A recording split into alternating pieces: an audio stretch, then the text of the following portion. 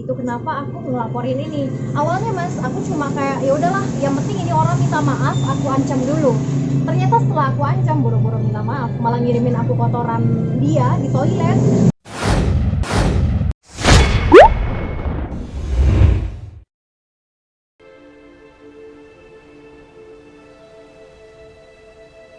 Oh iya. Makanya Liza aku ajak berkuda ini supaya dia nggak stres. Iya, karena aku dengan curhat sama kasus dia. yang ada. Jadi mas, aku curhat sama Re, gimana ya, terus dia juga ngikutin perkembangan berita aku, walaupun aku awalnya nggak cerita ke dia gitu, tapi aku tahu kenapa dia ngajakin aku hari ini, karena dia tuh pengen menghibur aku gitu. Karena dia sempat bilang kamu ngomel mulu sih di Instagram gitu. Tapi mas tadi kalau dibilang sudah sampai mana prosesnya, aku saat ini sudah didampingi oleh lawyerku, namanya Eric Mere.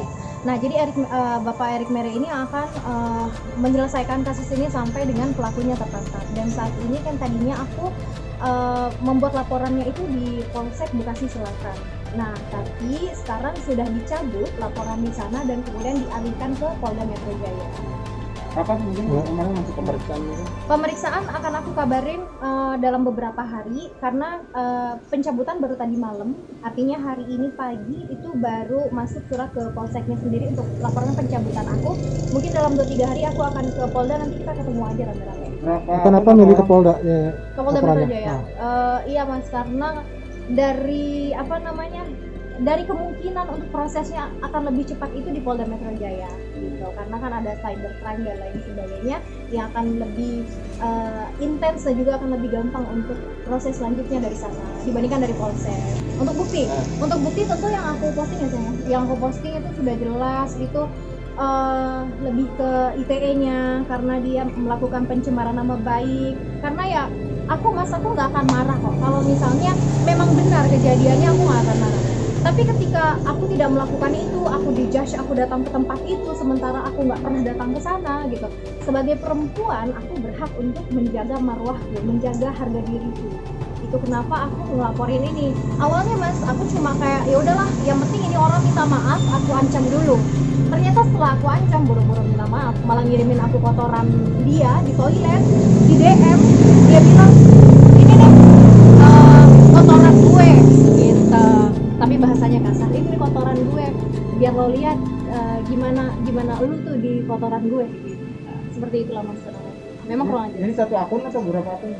Itu mas satu akun, tapi si pelaku ini dia nge-tag aku di banyak akun publik. Let's say misalnya di akunnya mas nih, mas posting apa, dia akan tag aku ini nih PSK-nya gitu, terus di tag akunku gitu.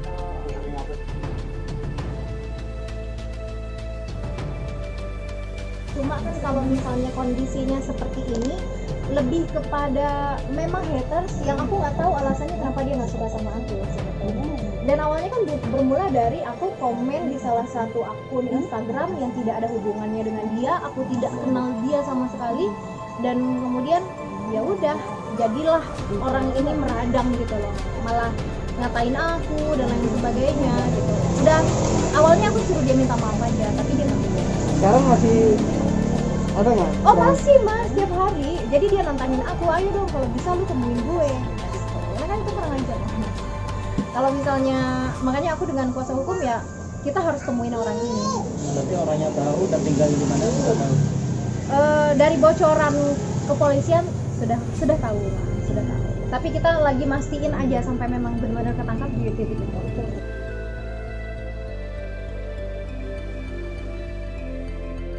Motivasinya sih aku nggak tahu mas, karena pada saat itu malam hari lagi komen-komenan aja gitu di salah satu akun di Instagram, tiba-tiba orang ini komen-komenin aku, yang mana aku juga nggak kenal sama dia gitu. Jadi kalau misalnya ditanya alasan dia ke aku tuh apa, ya aku nggak tahu.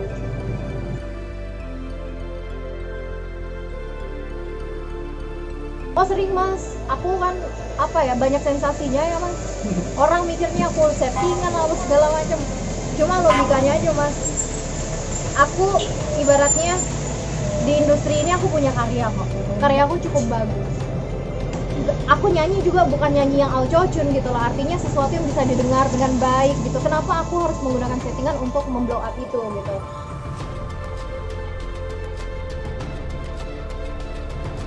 tentu kalau aku juga disaranin Re, maafin aja.